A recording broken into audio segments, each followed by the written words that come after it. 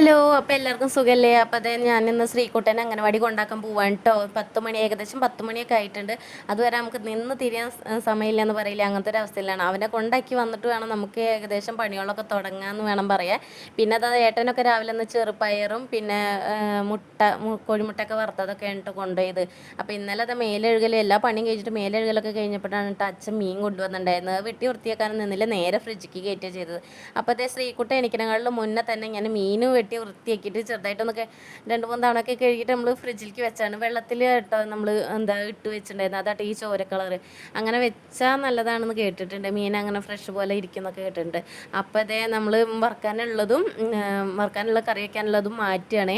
അപ്പോൾ വറുക്കാൻ അത്യാവശ്യം ഞാൻ അങ്ങനെ തോനൊന്നും വറുക്കില്ല, ഒരാൾക്ക് ഒരു മൂന്നെണ്ണം എടുക്കുന്ന തരത്തിലാണ് ഞാൻ. അത് ഒരു നേരത്തേക്ക് കേട്ടോ, അങ്ങനെയൊക്കെയാണ് ഞാൻ വറുക്കുള്ളൂ, ഒരുപാട് ഇതാക്കില്ല. പിന്നെന്താ, മീൻ ഇങ്ങനെ വരഞ്ഞിട്ടു കേട്ടോ വറുക്കാനുള്ളത്. എന്നിട്ട് ശേഷം ഒന്നും കൂടിയും കഴുകി. അപ്പോൾ ഒന്നുകൂടി കഴുകിയിട്ട് നമ്മളെല്ലാം കറി വയ്ക്കാനുള്ളത് അപ്പം തന്നെ ഞാൻ ഫ്രിഡ്ജിലേക്ക് മാറ്റിയിട്ടോ, അല്ലെങ്കിൽ നമ്മുടെ കാത്തും കൂട്ടുകാരും ഒരു രക്ഷയില്ല. മീനിൻ്റെ മണ്ണടിച്ച് എവിടെ നിന്നൊക്കെ വേണ്ടതെന്നറിയില്ല. അപ്പോൾ അത് വറുക്കാനുള്ളതിലേക്ക് നമ്മൾ മഞ്ഞൾപ്പൊടി, മുളക് പൊടി, കുരുമുളക് പൊടി, പിന്നെ അത് കുറച്ച് ഉപ്പ്, വെളിച്ചെണ്ണയും ചേർത്തിട്ട് നമ്മളത് മസാല പറ്റി വയ്ക്കുന്നുണ്ട് കേട്ടോ. കറിവേപ്പില കഴിഞ്ഞു, അതുകൊണ്ട് നമ്മൾ കറിയിലും വറുക്കണയിലും ഒന്നും കറിവേപ്പില ഉണ്ടാവില്ല. മീനൊക്കെ അത് മസാല പറ്റി വെച്ചിട്ട് കാത്തൂനൊന്നും കിട്ടാത്ത വിധത്തിൽ നമ്മൾ മുകളിലേക്ക് പാത്രം കഴുകി വയ്ക്കുന്ന സ്റ്റാൻഡിൻ്റെ മുകളിലേക്ക് വെച്ചിട്ടുണ്ട്. അല്ലെങ്കിൽ അവിടെ നിന്ന് അടക്കം അവൾക്ക് എടുക്കാനുള്ള ഭയങ്കര ഇതാണ്. അപ്പോൾ നമ്മൾ ചേനയിലത്തെ കുറച്ച് കറുപ്പൊക്കെ ഉണ്ട് കേട്ടോ, അത് നമ്മൾ അതും കൂടി എടുത്ത് കളയുമ്പോൾ മുറിഞ്ഞ് പോവുകയാണ്. അപ്പോൾ കറി വയ്ക്കാനുള്ളതിന് പുളി ഞാൻ വെള്ളത്തിലിട്ട് വെച്ചിട്ടുണ്ട്. പിന്നെ ചെറുള്ളിയും പച്ചമുളകും തക്കാളിയും നന്നായിട്ട് വൃത്തിയാക്കിയിട്ട് കഴുകി കേട്ടോ. ഇടിക്കല്ലിൽ ചെറുള്ളിയൊക്കെ നന്നായിട്ട് ചതച്ചെടുത്തു. അപ്പോൾ നല്ല ടേസ്റ്റാണ് കേട്ടോ ചതച്ചെടുക്കുമ്പോൾ ചെറുള്ളി. പിന്നെ അതെല്ലാം റെഡിയാക്കി കഴിഞ്ഞപ്പോഴാണ് നമ്മൾ ഇഞ്ചി ഇല്ലാത്ത കാര്യം കേട്ടോ. അപ്പോൾ ഞാൻ നേരെ പോയിട്ട് ഹരിതേച്ചെന്ന് ഒരു കഷ്ണം ഇഞ്ചി മേടിച്ച് കൊടുന്നു കേട്ടോ.